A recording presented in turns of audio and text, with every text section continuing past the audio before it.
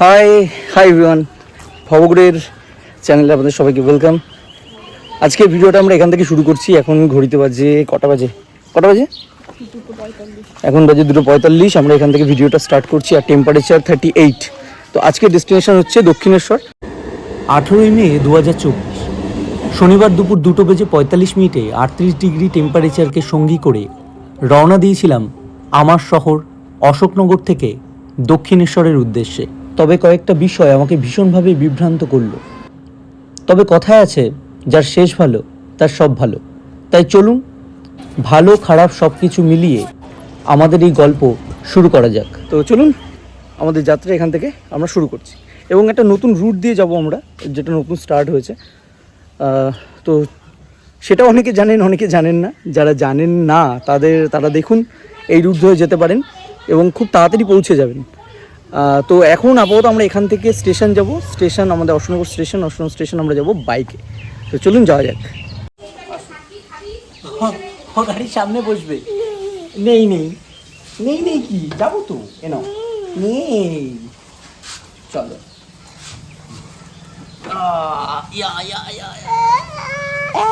Tata করে দাও মাকে, টাটা করে দাও। ও না, মারও লাগবে। নাও নাও, ওঠো ওঠো ওঠো। টাটা টাটা টাটা করে দাও, tata bye bye bye bye bye bye. তো চলো সবাইকে টাটা বাই বাই করে আমরা চলে যাচ্ছি স্টেশনের দিকে। টাটা। বাবা কি এটা? বাবা এটা কি? বাবা গরু? ইয়েস। আমরা কিন্তু চলে এসেছি অশোকনগর স্টেশন। এবার এখান থেকে আমরা ট্রেন ধরবো। একটা হাবড়া লোকাল আছে এক্ষুনি। এখন বাজে 3:04, 3:03 আসার কথা, অলরেডি লেট। তো এখান থেকে আমরা যাব দমদম জংশন। নির্ধারিত সময় থেকে আমাদের train 33660 Habra Sealdah local 15 minute লেটে এসে পৌঁছলো Ashoknagar station. Destination Dum Dum junction. ট্রেনে খুব একটা বেশি ভিড় না থাকায় ট্রেনে ওঠা মাত্রই সিট পেয়ে গেলাম। অশোকনগর থেকে দমদম পর্যন্ত আমাদের এই ট্রেন 33660 অতিক্রম করবে টোটাল 33 কিলোমিটার পথ। মাঝে স্টেশন পড়বে টোটাল 12টা। আর দমদম পৌঁছতে আমাদের সময় লাগবে 1 ঘন্টা 13 মিনিট। আর এরই মধ্যে এক বাউল দাদুর গলায় গান শুনে মনে পড়ে গেল সৃজনীর কণ্ঠে ভবঘুরের টাইটেল ট্র্যাক। আমরা ভবঘুরে যাবই যাব রে, আমরা ভবঘুরে যাবই যাব রে, যেখানে চাই সেই নিশীথে ফিরে। শহরের কোলাহল থেকে চলো দূরে পালাই, মনের হাত ধরে। নির্ধারিত সময় থেকে প্রায় 30 মিনিট লেটে এসে পৌঁছলো আমাদের train Dum Dum junction. Dum Dum junction থেকে আপনারা লোকাল ট্রেনে ধরে পৌঁছে যেতে পারেন দক্ষিণেশ্বর স্টেশন। সেক্ষেত্রে আপনাদেরকে দমদম থেকে ধরতে হবে ডানকুনি লোকাল। আপনাদের সুবিধার্থে দমদম থেকে দক্ষিণেশ্বর যাওয়ার কিছু ট্রেন টাইম আপনাদের সাথে শেয়ার করলাম। চাইলে ভিডিও পজ করে আপনারা দেখে নিতে পারেন। তবে এই দক্ষিণেশ্বর যাত্রাপথে আজ আমরা যাব দমদম থেকে দক্ষিণেশ্বর মেট্রো করে।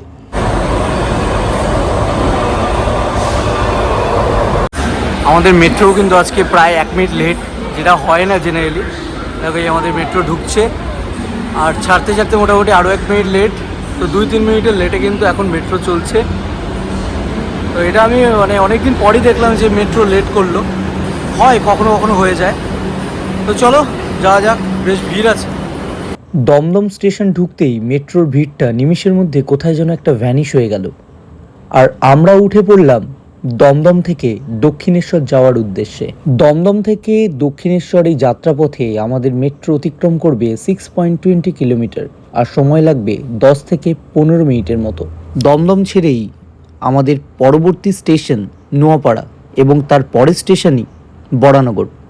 এবং এই দুটো স্টেশন অতিক্রম করে আমাদের ট্রেন মেট্রো পৌঁছে গেল আমাদের গন্তব্য দক্ষিণেশ্বর মেট্রো স্টেশন।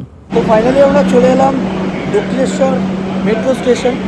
এখান থেকে আমরা ডিরেক্টলি স্কাই ওয়াক ধরে আমরা যাব দক্ষিণেশ্বর মন্দির। শনিবার, তাই স্কাই ওয়াকে কিন্তু প্রচণ্ড ভিড়, তাই আমরা ওই দিক থেকে আর গেলাম না। আমরা স্কাই ওয়াকের ঠিক নিচ থেকে একটা রাস্তা আছে, সেই রাস্তা ধরে আমরা যাচ্ছি। আপনারা যদি কখনো স্কাই ওয়াক ধরে যেতে না পারেন, সেক্ষেত্রে কিন্তু আপনারা এই রাস্তা ধরে যেতে পারেন। তখন আমি স্কাইওয়াকের ঠিক নিচ থেকেই যাব।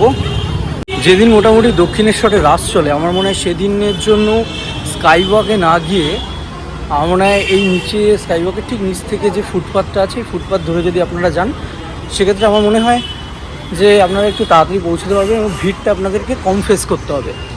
আজকে যা গরম, তাতে মানে হালাত পুরো খারাপ হয়ে গেছে। আর চ্যানেলের প্রথম ভিডিও মায়ের দর্শন দিয়ে শুরু করবো ভেবেছিলাম, যাই জন্য আজকে দক্ষিণেশ্বর এলাম। আজকে শনিবার, দিনটাও ভালো। যদি একান্তই আপনি স্কাইওয়াকে না উঠতে পারেন, সেক্ষেত্রে আপনি এই ফুটপাথের রাস্তাটা ধরতে পারেন। আদারওয়াইজ আমি সবাইকে সাজেস্ট করবো যে আপনারা স্কাইওয়াক ধরেই যান, কারণ সেটা সেফ।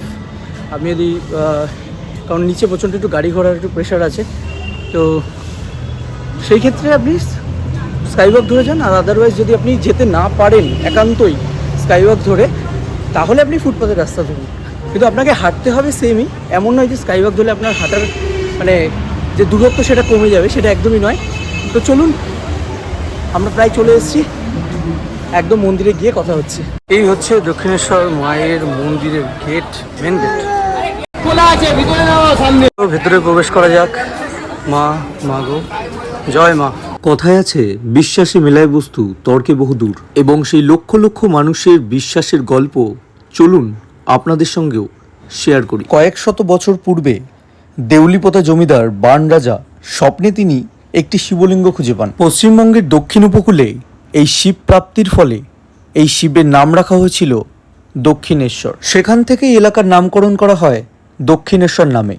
তবে দক্ষিণেশ্বরের নামকরণের পূর্বে এখানকার নাম ছিল শোনিতপুর বা সঙ্গলপুর। এবার চলুন খুব সংক্ষেপে জেনে নিই দক্ষিণেশ্বর মন্দিরের কাহিনী। দক্ষিণেশ্বর মন্দিরের যে সুবিশাল চত্বরটা আপনারা দেখেন, আসলে এটা একসময় ছিল একটা উদ্যান, যার নাম ছিল সাহেবান বাগিচা, এবং এই বাগানের মালিক ছিলেন জন হেস্ট্রি। কিন্তু হঠাৎই তিনি হৃদরোগে মারা যান। তিনি মারা যাওয়ার পর রানী রাসমণি তার মন্দির নির্মাণের জন্য জন হেস্ট্রির জুট কোম্পানির কাছ থেকে 42,500 টাকায় জায়গাটা কিনে নেয়। শাস্ত্রমতে এই জায়গাটি ছিল মন্দির নির্মাণের একদম আদর্শ স্থান। নানা বাধা বিপত্তির মধ্যে দিয়ে 1847 থেকে 1855 খ্রিস্টাব্দ পর্যন্ত দীর্ঘ 8 বছরের প্রচেষ্টায় তৈরি হয়েছিল আমাদের দক্ষিণেশ্বর মায়ের মন্দির। এবং এই মন্দির নির্মাণ করতে সেই সময় খরচ হয়েছিল 9,25,000 টাকা। তবে আশ্চর্যকর ঘটনা তো তখন ঘটল যখন মন্দির নির্মাণ প্রায় শেষের দিকে। তখনও মন্দিরের কাজ কিছুটা বাকি, কিন্তু মন্দির নির্মাণের আগেই তৈরি হয়ে যায় মা ভবতারিণীর মূর্তি। মন্দিরের কাজ করতে গিয়ে যাতে মূর্তির কোনো রকমভাবে ক্ষতিগ্রস্ত না হয়, তাই মায়ের মূর্তিকে বাক্সের মধ্যে রাখা হয়। এই ঘটনার কিছুদিন পরেই রানীমার স্বপ্নে একদিন মা এসে বললেন, আর কতদিন আমাকে এভাবে বাক্সবন্দি করে রাখবি, আমার যে দম বন্ধ হয়ে আসছে। স্বপ্নটি দেখা মাত্রই রানীমা ছুটে যায় বাক্সটির দিকে। বাক্সটি খুলতেই সেখানে থাকা প্রত্যেকটি মানুষের গায়ে কাঁটা দিয়েছিল। মানুষ যেমন গরমে ঘেমে ওঠে, তেমনি বাক্সের মধ্যে থাকা দেবী মূর্তিও একইভাবে ঘেমে উঠেছিল। এটা দেখা মাত্র রানীমা আর এক মুহূর্ত দেরি না করে পূর্ণিমার গণেই বৃহস্পতিবার দেবী প্রতিমা স্থাপন করেছিল। এখন যারা আসবেন তারা একটু কয়েকটা জিনিস একটু ভালো করে মনে রাখবেন। বাবা চুপ। সেটা হচ্ছে প্রথমত মোবাইল ফোন, ক্যামেরা এগুলো কিন্তু অ্যালাউ নেই। ধূপকাঠি, মোমবাতি এগুলো কিচ্ছু অ্যালাউ নেই। ফটোগ্রাফি বেশ কিছু জায়গায় স্ট্রিক্টলি বারণ আছে। তো এই বিশেষ কিছু মানে রেস্ট্রিকশন আছে, যেগুলো আপনাদেরকে মানতে হবে। না মানলে কিন্তু কড়া ফাইনের ব্যবস্থা রেখেছে। আর সপ্তাহে কিন্তু 7 দিনই কিন্তু খোলা থাকে, সকাল 6টা থেকে 12:30 দুপুর, এবং 3-3:30 থেকে 6:30।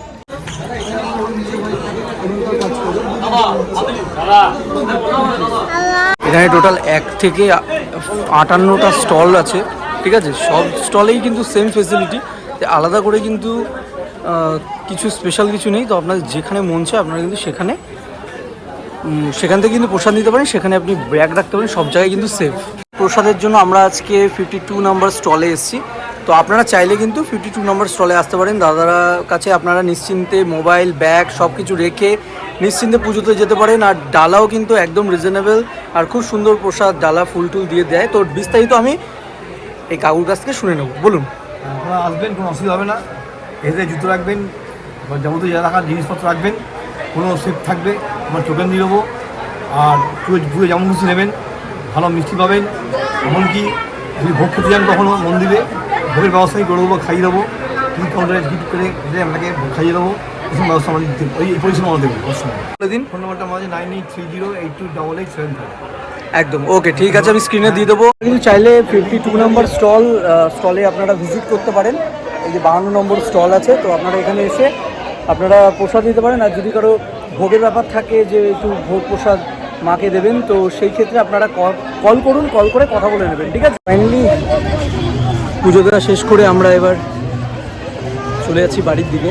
তো অনেক আশা নিয়ে খুব ভালোভাবে পুজোটা দিতে পারলাম। দুঃখের বিষয় এখন যেহেতু ফোন অ্যালাউ নেই, সেটা অনেক দিন থেকেই রুলস হয়েছে, তাই দেখাতে পারলাম না।